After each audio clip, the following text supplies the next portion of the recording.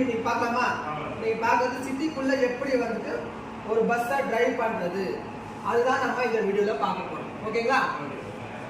Start பண்ணலாம். As usual neutral மோட்ல இருக்கா செக் பண்ணுங்க.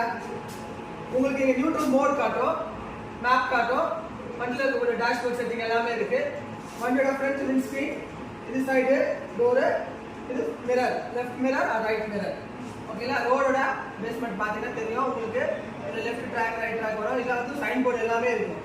சைன் போர்டு லைட் சிக்னல் எல்லாத்தையும் நீங்கள் பார்த்து வண்டி ஓட்ட போறீங்க. போலாமா? ஸ்டார்ட். நியூட்ரல் இருக்கா செக் பண்ணுங்க.